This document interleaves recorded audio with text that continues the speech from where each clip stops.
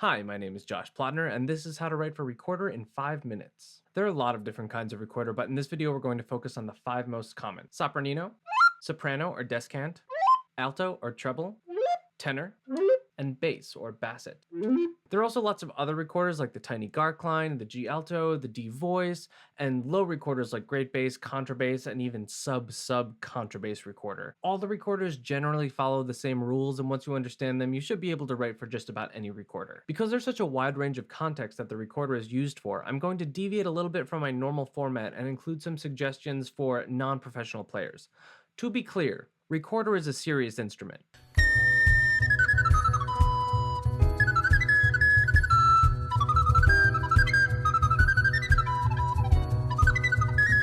Thanks to Tali Rubenstein for providing that clip, and if that didn't convince you, you can find hundreds of other examples of insane recorder players all over the world online. I'm including recommendations for non-professional recorder players because I imagine that professional recorder players are a little bit hard to find for most people, and also there might be some people coming to this video looking for suggestions for children or for doublers. Recorders are a non-transposing instrument, but they're a little bit trickier than that.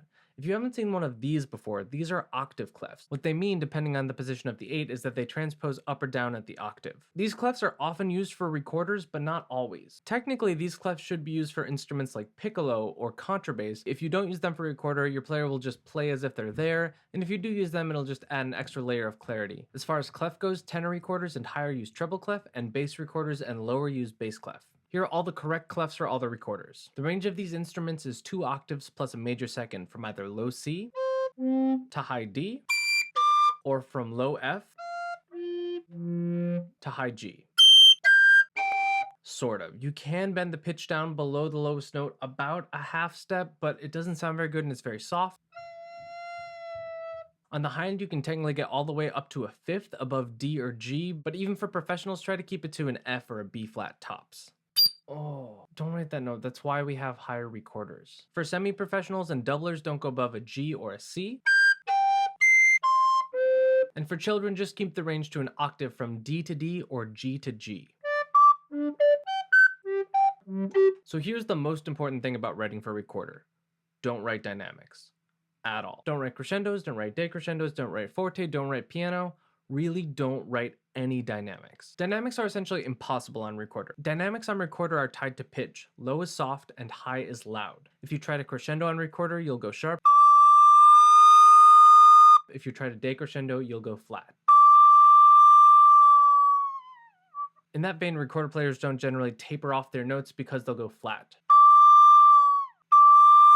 It should be noted that professional players can somewhat modulate dynamics on recorder, but overall it's still best practice to just not write any dynamics for recorder. To get around this though, it's important to know that professional recorder players own a lot of recorders. So if you need something high and soft, put it in the low range of a really high recorder, and if you need something low and loud, put it in the high range of a really low recorder. Keys further away in the circle of fifths from C or F are much harder to play than on other instruments.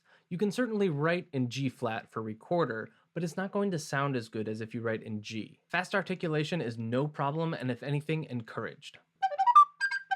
Recorder isn't extremely air efficient, but it's not as bad as something like flute. Be wary of long phrases. There's a secondary kind of vibrato that recorder players can use called flattement or finger vibrato. It doesn't work for every note, and it's certainly less common than normal vibrato, but it is an interesting textural choice. Extended techniques: scooping, portamento, flutter tongue, slapping or tapping the keys, playing the top joint alone, puffs of air, beatboxing, growling, singing while playing the recorder, covering or playing with the fipple, playing overtones by covering the fipple, playing 2 recorders at once, playing 3 recorders at once. And that's it. As always, make sure to like and subscribe, and I'll see you on the next Woodwind Wednesday.